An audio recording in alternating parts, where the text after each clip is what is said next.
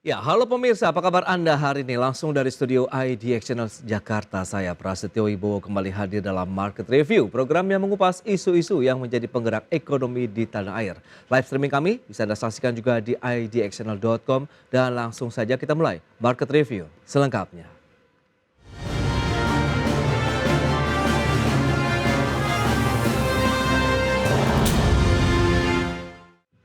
Proses negosiasi tarif resiprokal antara Indonesia dan Amerika Serikat kini memasuki putaran kedua, di mana Menteri Koordinator Bidang Perekonomian Erlangga Hartarto menyebutkan proses negosiasi ini merupakan bagian dari upaya strategis Indonesia dalam memperkuat akses pasar global serta memperdalam kerjasama ekonomi dengan Amerika Serikat. Pemerintah Indonesia melanjutkan perundingan tarif resiprokal putaran kedua dengan Amerika Serikat pada pekan ini di Washington DC. Menteri Koordinator Bidang Perekonomian Erlangga Hartarto menyampaikan bahwa proses negosiasi ini merupakan bagian dari upaya strategis Indonesia dalam memperkuat akses pasar global dan memperdalam kerjasama ekonomi dengan Amerika Serikat selaku mitra utama kerjasama perdagangan. Sebelumnya pertemuan bilateral antara Indonesia dan Amerika Serikat telah berlangsung di sela-sela forum Organisasi Kerjasama dan Pembangunan Ekonomi OECD. Dalam kesempatan tersebut, Menteri Koordinator Bidang Perekonomian Erlangga Hartarto bertemu dengan Ambasador Jameson Greer dari Kantor Perwakilan Dagang Amerika Serikat atau USTR. Dalam pertemuan tersebut, Indonesia telah menyerahkan dokumen-dokumen penting kepada pihak USTR yang kemudian mendapat apresiasi dari USTR. Yang terakhir pertemuan perundingan tarif dengan Amerika Serikat. Di tengah pertemuan OECD, kami bertemu dengan Ambasador Jameson Greer atau USTR. Indonesia sudah memberikan dokumen kepada USTR. Dan dokumen tersebut kemarin sudah dilengkapi karena Amerika berharap seluruh dokumen terkait dengan pembahasan itu sudah masuk semua. Dan Ambasador Greer mengapresiasi proposal Indonesia sebagai basis yang baik untuk mendapatkan pertimbangan bagi Amerika. Erlangga menegaskan bahwa dalam setiap proses perundingan Indonesia senantiasa menempatkan kepentingan nasional sebagai prioritas utama. Ia juga menyampaikan pemerintah juga terus melakukan langkah-langkah konkret agar hasil negosiasi memberikan manfaat optimal bagi ekspor Indonesia khususnya ke pasar Amerika Serikat. Jakarta, Tim Liputan IDX Channel. Ya, pemirsa, untuk membahas tema kita kali ini, menanti konsistensi negosiasi tarif resiprokal antara Indonesia dan Amerika Serikat, kita sudah tersambung melalui Zoom bersama dengan Bapak Ahmad Nur Hidayat, ekonom UPN Veteran Jakarta. Ya, halo Pak Ahmad, apa kabar? Pras, sehat ya semua. Baik, terima kasih atas waktu yang disempatkan. Kemudian ada juga Pak Retma Gita Wirawasta, Ketua Umum Asosiasi Produsen Serat dan Benang Filamen Indonesia. Halo Pak Retma, apa kabar?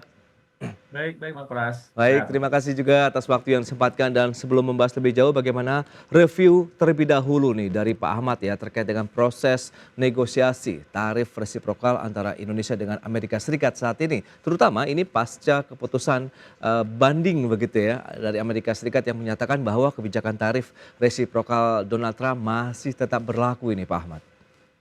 Iya, pada 28 Mei yang lalu kita sempat senang ya karena Ya. ada pengadilan perdagangan yang mengatakan bahwa yang dilakukan oleh Donald Trump ini tidak sah karena bukan kewenangannya. Tapi yang terakhir yang kita dengar bahwa ini ada mahkamah banding yang mengatakan bahwa ini tetap sah dan tarif masih berlaku hingga 9 Juli 2025 ya. Saya kira ini memperkuat kembali apa yang disampaikan dalam Liberation Day bulan April yang lalu bahwa Donald Trump ingin mengendaki perdagangan yang fair menurut versi Amerika ya. Oke. Dan saya kira apa yang terjadi hari ini ya di pertengahan Juni ini tentunya kita sangat menanti ya bagaimana Indonesia dalam bernegosiasi karena sempatkan sudah ada non-disclosure agreement dan kemudian kita bicara teknis dan waktunya adalah 60 hari. Saya kira 60 hari ini adalah pekan-pekan depan ini sudah menjelang 60 hari. Dan saya kira kita harus punya satu minimal ya satu kesepahaman dengan Amerika apakah tarif pengenaan 32% tambahan ini akan dikenakan atau tidak begitu. Dan Oke. kalau kita melihat dalam perspektif geopolitik ya Pras, Amerika sebetulnya di bulan Juni ini itu berbeda posisi saat di bulan April ya, saat Donald Trump mengumumkan tarif ini. Kenapa?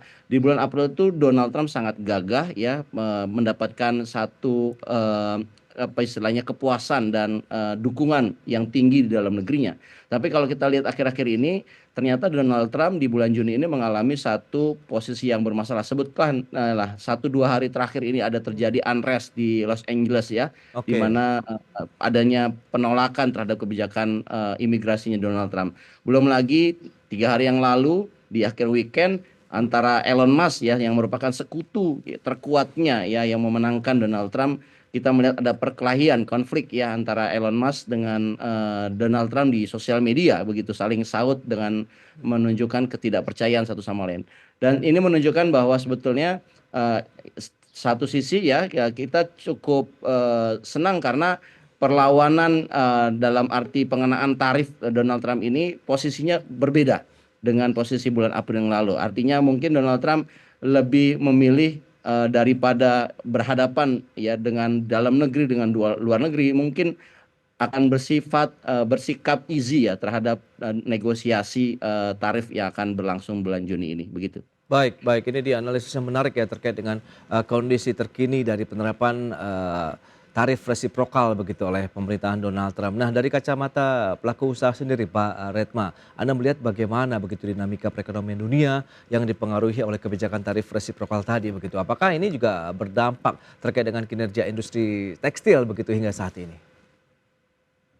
Ya, ini sepertinya memang kita harus mulai terbiasa dengan ketidakpastian gitu ya. Kalau dulu kan sudah pasti tarif Amerika sekian gitu ya. Ya, Kadang aturan-aturan sudah pasti. Nah, dengan kondisi seperti ini ada ketidakpastian. Ketidakpastiannya ada di mana? Kalau mungkin di Amerika sendiri tadi sudah diceritakan Mas Ahmad ya, bisa pasti bisa tidak. oke. Tapi meskipun itu pasti ada pengenaan resiprokal tarif, ketidakpastiannya tentu ada di daya saing masing-masing atau persaingan di masing-masing eh, negara yang masuk ke sana ya. Satu sisi kita lobby, tapi yang lobby itu kan bukan Indonesia saja ya, negara-negara lain pun lobby dan kita nggak tahu hasil dari lobby masing-masing negara ini seperti apa ya, akan berapa tarif yang didapatkan dari masing-masing negara. Nah, tarif yang didapatkan masing-masing negara dari hasil lobby ini tentu akan merubah lagi peta apa hitung-hitungan persaingan lagi nih. Mungkin ada negara yang bisa diturunkan atau yang tetap atau bahkan ada yang negara yang bisa dinaikkan. Nah, dari hitung-hitungan seperti ini ketidakpastian itu akan selalu muncul. Jadi saya kira ketidakpastian ini harus mulai dihitung dan tentu yang sebetulnya yang bisa menjadi pasti adalah daya saing gitu ya. Bagaimana Oke. pemerintah dalam hal ini industri tekstil juga, kalau kami industri tekstil atau industri manufaktur yang biasa ekspor ke sana itu mulai membenahi daya saingnya secara serius. Jadi apapun yang terjadi di ketidakpastian ini kita masih bisa tetap bekerja dan masih bisa tetap ekspor ke Amerika seperti itu. Peluangnya sendiri berapa sih pangsa pasar Indonesia di Amerika Serikat untuk produk TPT kita nih, Pak Retma? Untuk tekstil sendiri dari ekspor kita sekitar 12 miliar US dollar, Hmm, sekitar 35% sampai 40% lah, ya mungkin hampir sekitar 38% itu ekspornya ke Amerika. Nah, di antara ekspor kita ke Amerika itu 60% ekspor itu ada di garment gitu ya. Jadi mungkin ekspor kita ke sana juga hanya meningkat di sekitar peringkat ke-6 sampai ke-5 gitu ya dari sisi nilai ekspor, dan nilai ekspornya sangat-sangat kecil kalau dibandingkan Cina atau Vietnam. Tapi buat kita itu pasarnya sangat penting gitu karena oke. 35 sampai 38 sekitar 38% ekspor kita Hmm, ke Amerika. Kalau ekspor kita ke sana terganggu, secara oke. keseluruhan akan terganggu. Iya, iya, Pak Retma, ini menarik Pak Ahmad. 40% gede juga nih sepertinya kalau kita lihat peluang ataupun potensi ekspor Indonesia untuk produk TPT ya di Amerika Serikat. Lantas seberapa besar juga peluang Indonesia untuk bisa merayu lah kalau bisa dikatakan begitu pemerintahan Donald Trump agar bisa menekan tarif masuknya untuk barang-barang dari Indonesia begitu Pak Ahmad? Ya, upaya merayu Iya, Donald Trump ini sebetulnya sangat terbuka ya, dan kita menganggap bahwa Donald Trump ini tentunya dia akan menyelesaikan dulu ya bagaimana perang tarifnya dengan China, dan saya kira kemarin kita mendengar bahwa ada negosiasi antara Amerika dengan China yang dilakukan di London gitu ya, di Oke. Lancaster House, dan saya kira ini membuat pasar punya sentimen hijau ya. Kalau Ya. kita lihat IHSG dan juga bursa-bursa di Asia itu menunjukkan tren yang baik, artinya ada optimisme.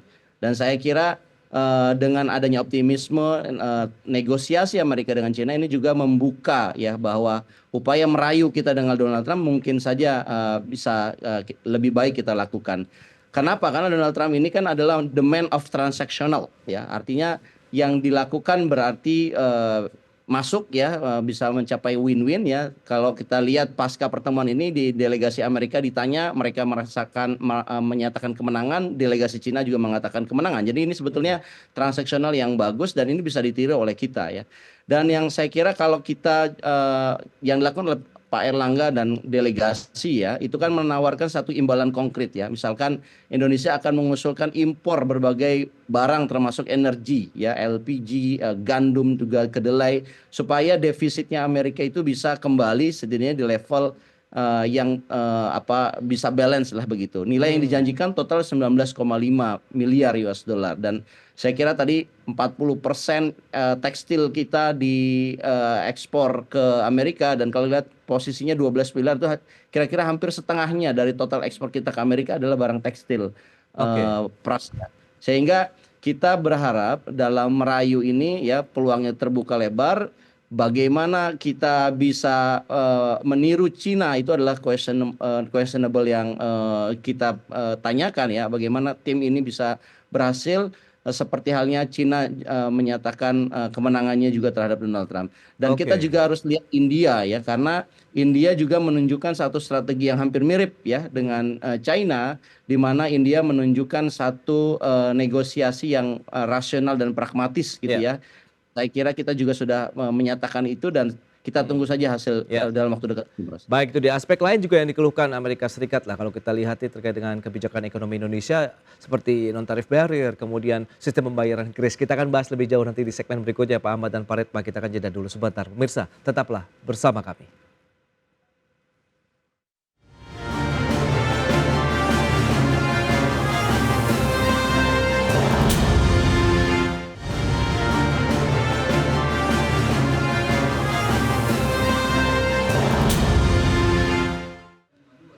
Ya, Anda masih menyaksikan Market Review pemirsa. Berikut ini kembali kami sampaikan data untuk Anda terkait dengan pangsa ekspor non-migas pergerakan dari Januari sampai dengan April 2025. Ya, seperti yang bisa Anda saksikan di layar televisi Anda, ini dia pangsa pasar ekspor non-migas Indonesia. Ada China, kemudian Amerika Serikat, India, ASEAN, Uni Eropa, dan lainnya. Sementara di Amerika Serikat sekitar 11,36% itu dia untuk pangsa ekspor non-migas Indonesia. Berikutnya, kontributor utama ekspor non-migas ke Amerika Serikat, ini periode Januari-April, ada mesin dan perlengkapan elektrik, kemudian alas kaki, pakaian, dan aksesorisnya. Alas kaki 0,8 miliar, 5 miliar, kemudian pakaian dan aksesorisnya 0,8 miliar dolar Amerika Serikat. Itu dia beberapa data yang kami sampaikan. Kita lanjutkan kembali perbincangan bersama dengan Bapak Ahmad Nur Hidayat dan Pak Retma Gita Wirawasta. Ya, dengan beberapa data tadi yang sudah disampaikan ini, Pak Ahmad, Anda melihat sebenarnya seberapa besar juga sih sebenarnya ya pangsa pasar Indonesia di Amerika Serikat. Kalau tadi Pak Retma menyebutkan ya cukup besar juga 40% ini ekspor Indonesia untuk tekstil dan produk tekstil ke Amerika Serikat. Nah, lantas bagaimana Anda melihat komposisi ini? Amerika Serikat kemudian dengan beberapa item yang juga masih dipermasalahkan seperti tadi non tarif barrier, ada sistem pembayaran kris juga nih, Pak Ahmad. Iya, sebenarnya kalau kita lihat apa yang dipersoalkan kan tidak sekedar tarif ya, tetapi yang pras tadi adalah bagaimana hambatan non tarif ya, termasuk juga regulasi kris ya, Oke. digitalisasi, ini yang dipertanyakan oleh pihak USTR ya.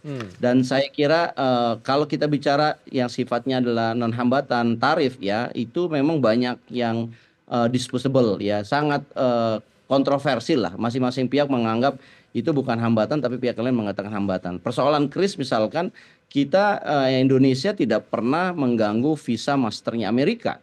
Mereka bisa melakukan pembayaran dan mereka juga punya pasalnya sendiri. Jadi sebetulnya tidak ada yang dihambat dalam persoalan kris ini. Tapi nyatanya kan ini menjadi isu dan saya kira kita patut berbangga ya karena respon dari masyarakat kita membela kris ya harga mati ini Oke. Mas Pras tetap dipertahankan. Tapi saya kira kita juga harus lebih jeli juga dalam bernegosiasi dengan Amerika ini.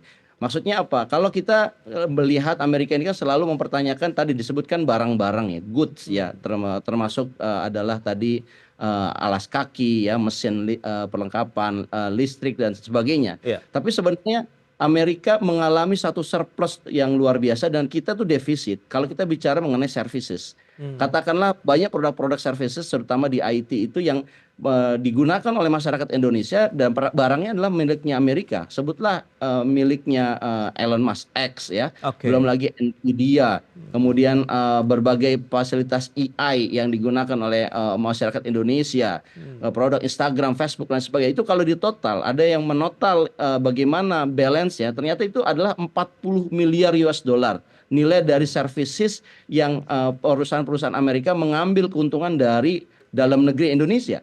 Bayangkan tadi hanya goods-nya aja kelihatan 19 miliar. Ini kalau menghitung services-nya, kita sebetulnya udah defisit dengan Amerika. Jadi sebenarnya kita juga bisa mengatakan bahwa yang dirugikan dari perdagangan Indonesia-Amerika ini bukannya Amerika, malah sebaliknya Indonesia yang dirugikan, Mas Pras. Kenapa? Kalau kita menghitungnya tidak hanya goods ya, barang-barang, tetapi juga services. Maka sebenarnya kita lah yang sebetulnya punya daya apa istilahnya daya bargaining yang lebih kuat kalau kita pintar mengambil isu mengenai services dari Amerika ini, Pras. Itu dia beberapa poin tambahan yang memang dipermasalahkan oleh pihak Amerika Serikat. Nah, dari pelaku industri manufakturnya sendiri, Pak Redma, bagaimana Anda melihat begitu bahwa memang tadi TPT kan menjadi salah satu komoditas ekspor non migas utama ke Amerika Serikat, khususnya mungkin terhadap tim negosiator nih yang saat ini sudah memasuki tahap kedua. Ya, saya kira memang kalau harapan kita ya memang ada di tim negosiator ya. Karena ini kalau 32% itu sangat-sangat tinggi ya tarifnya. Itu akan banyak brand-brand Amerika yang mundur atau ngurangin banyak sekali ordernya. Jadi ini harapan utama kita ada di tim negosiator. Memang kita kemarin dengan tim negosiator sudah kasih beberapa masukan terkait barang-barang apa saja yang bisa kita impor dari Amerika untuk kebutuhan bahan baku tekstil. Kita bisa impor kapas, kita bisa impor pulp gitu ya, atau kita bisa juga impor chemical. Hal lain juga tadi yang disampaikan Mas Ahmad, kita juga sebetulnya kita menggunakan banyak software Amerika untuk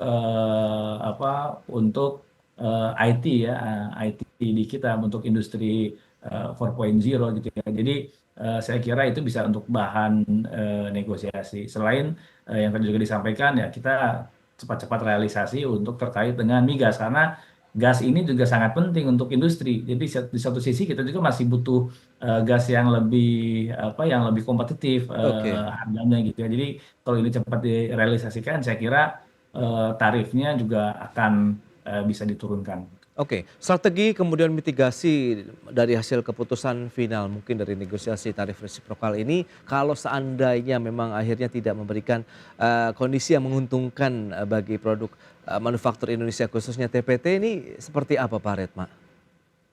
Ya, ini tentu akan ada imbasnya. Imbasnya tentu akan berkurang ya, order-ordernya akan berkurang, produksi kita akan berkurang. Jadi ya ini memang menjadi sangat-sangat penting gitu ya bagi pemerintah supaya kita bisa dapat ini. Jadi kita harus hindari kan ini kan tren PHK-nya masih terjadi ya. Jadi kalau ini menjadi isu lagi, saya kira PHK-nya masih akan terus tetap terjadi.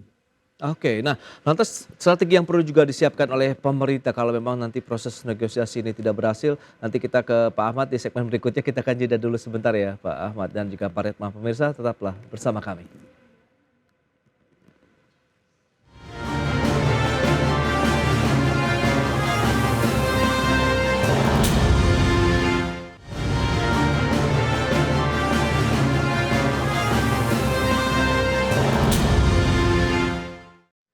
Ya, terima kasih Anda masih bersama kami dalam Market Review dan kita lanjutkan kembali perbincangan bersama dengan Bapak Retma Gita Warasta, kemudian juga Bapak Ahmad Nur Hidayat. Nah, Pak Ahmad, kalau misalnya tadi sudah disampaikan begitu bahwa memang harapannya cukup tinggi juga nampaknya dari pelaku usaha begitu proses negosiasi ini berhasil begitu. Nah, langkah antisipasi apa yang perlu disiapkan atau mungkinkah kita masih bisa memberikan optimisme yang tinggi dalam proses negosiasi ini antara Indonesia dan Amerika Serikat, Pak Ahmad? Ya, pertama kita harus optimis ya, karena ini menyangkut industri TPT kita yang diceritakan tadi Pak Retma, Ya. bahwa TPT kita ini bisa suffering dengan 32% tambahan tarif ya. Dan kalau dia suffering, apa yang terjadi? Pengusaha ini akan melay off para karyawannya. Ini akan Oke. terjadi massal PHK. Dan saya kira ini akan menambah beban lagi buat pertumbuhan ekonomi kita dan juga buat APBN kita, karena harus menanggung banyak stimulus yang harus diberikan begitu. Jadi saya kira kita harus berhasil ini Mas Pras ya. Pak Oke. Erlangga nih harus cari cara supaya ini berhasil, supaya industri-industri kita terutama yang padat karya, yang labor insentif gitu ya, ini bisa terselamatkan. Tetapi ingat bahwa Donald Trump ini kan nggak ada yang bisa mengaturnya ya. Siapa yang bisa mengaturnya ya? Di dalam negerinya sendiri mereka bingung gitu Donald Trump ini. Nah, sehingga kita perlu menerapkan satu strategi lain, Mas Pras, dan saya kira ini sudah dilakukan. Kemarin kita melakukan pertemuan dengan Uni Eropa. Kita sudah menandatangani, setidaknya sudah ada kesepakatan yang lebih konkret lah dalam Uni Eropa SEPA dengan Indonesia. Ada satu tambahan ya amunisi kita dalam membangun mitra dagang. Uni Oke. Eropa menjanjikan tarif yang 0% untuk berbagai komoditas ya, terutama sawit yang banyak dikritisi, termasuk juga barang-barang yang lain. Nah, apakah selera masyarakat Uni Eropa sama dengan masyarakat Amerika Serikat dalam hal tekstil? Nah, ini yang jadi questionable, tanda tanya besar gitu ya. Apakah kemudian dengan adanya kesepakatan dengan Uni Eropa yang cukup positif, kemudian teman-teman dari TPT bisa mengalihkan ke Amerika. Nah, ini tentunya tidak semudah itu. Banyak hal yang perlu kita diskusikan.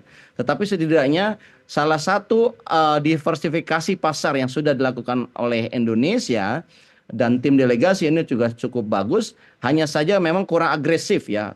Uni Eropa itu perjanjian ekonomi komprehensifnya itu menghabiskan sudah 9 tahun ini nggak terjadi-jadi gitu. Dan baru kemarin-kemarin lah ada sinyal positif. Oke. Belum kita juga harusnya membuka pasar Middle East. Ya, North Africa, ya benua Afrika itu juga pasar yang luar biasa yang saat ini kita memang belum menyiapkan energi untuk melakukan negosiasi secara serius. Tapi saya kira ke depan harus dilakukan itu, Pras. Oke, optimisme yang masih terus dibangun begitu untuk hasil proses negosiasi pemerintah Indonesia dan Amerika Serikat. Pak Retma sendiri Anda melihat bagaimana begitu untuk bisa menjaga kinerja industri tetap bergeliat? Apakah diversifikasi juga ini paralel dijalankan oleh pelaku industri sejauh ini? Jadi diversifikasi tentu hal yang terus kita lakukan ya, baik diversifikasi produk maupun diversifikasi pasar ya. Tapi memang terkait dengan pasar ini Ya.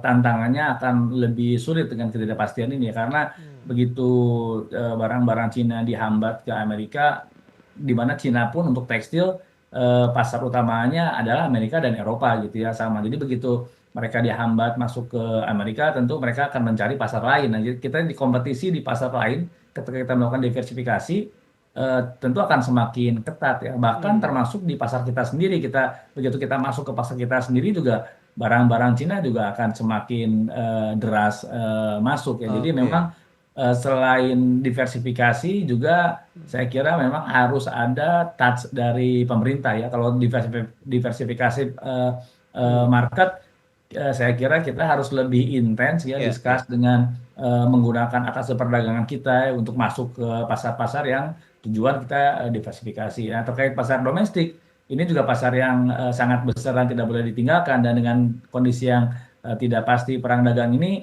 akan jadi sasaran utama produk-produk impor. Nah, bagaimana kita juga menciptakan pasar dalam negeri ini sebagai market captive untuk produk dalam negeri. Nah, ini saya kira yang masih menjadi PR lain ya dari kita semua ya, baik dari industri maupun dari pemerintah, supaya pasar dalam negeri ini bisa digunakan oleh produk dalam negeri semaksimal mungkin. Oke, itu dia beragam upaya diversifikasi dan tadi tes dari pemerintah ini. Sentuhan dari pemerintah, bentuk keberpihakan seperti apa nih Pak Ahmad yang mungkin perlu dilakukan begitu untuk menjaga industri TPT juga memiliki pangsa pasar di dalam negeri yang tidak tergerus oleh produk-produk asing, sementara kita tahu juga masih berjibaku untuk bisa mengembangkan pasar di internasional khususnya Amerika Serikat begitu Pak Ahmad. Yang jelas negara tidak boleh alfa ya dalam mengembangkan pasar produk-produk Indonesia. Ini pengusaha-pengusaha ini tidak bisa sendirian ya mereka Oke. melakukan akses pasar. Harus dibantu oleh Indonesia dan saya kira pemerintah harus ya agresif ya dalam melakukan diplomasi ekonominya. Apa yang dilakukan di awal Januari ketika kita memutuskan bergabung dengan BRICS. Iya. Saya kira ini perlu dioptimalkan. BRICS ini kan negara besar nih ya, ada Brazil, ada Rusia, ada China, ada India, ada South Africa. Saya kira bagaimana Indonesia bisa menawarkan satu platform ekonomi yang konkret ya, yang bagaimana negosiasi dengan negara-negara anggota BRICS ini bisa tarifnya nol misalkan, sebagai untuk mengimbangi tarif resiprokal Donald Trump. Oke. Kalau mereka bersepakat menggunakan sesama anggotanya nol, saya kira ini menjadi kekuatan yang tersendiri dan ini membawa angin segar buat para pengusaha pelaku seperti Pak Redma dan teman-teman. Kalau BRICS ini bisa dibuka pasarnya, mudah-mudahan TPT kita, alas kaki dan sebagainya itu bisa kita pasarkan di negara-negara yang membutuhkan yang memang banyak penduduknya. Dan saya kira negara harus membuka itu ya, nggak bisa pengusaha person per person gitu atau individu-individu untuk membuka pasar itu secara deras ya begitu. Ini harus Oke. ada intervensi negara di situ. Ya. Dan yang paling ditekankan saya kira kita harus paham kalau seandainya kita gagal ya dalam renegosiasi dengan Donald Trump, sementara negara tetangga kita berhasil, katakanlah Vietnam berhasil, China berhasil, Thailand berhasil, maka inilah kerugian yang amat besar buat kita, Mas. Kenapa? Karena barang kita nggak bisa masuk, akhirnya kita menjualnya nanti ke Vietnam, ke Thailand, ke India, ke China.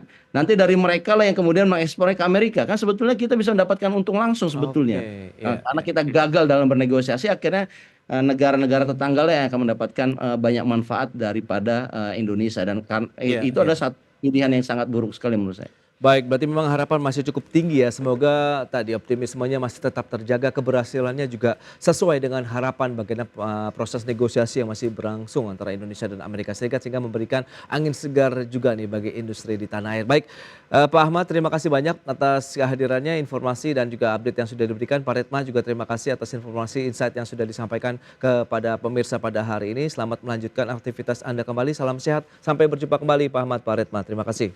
Salam sehat, Ya. Pras. Assalamualaikum warahmatullahi wabarakatuh. Waalaikumsalam. Ya pemirsa, jangan beranjak dari tempat Anda karena sesaat lagi kami masih akan kembali dengan tema menarik lainnya, menjaga kinerja industri di tengah pelemahan PMI manufaktur. Market Review segera kembali.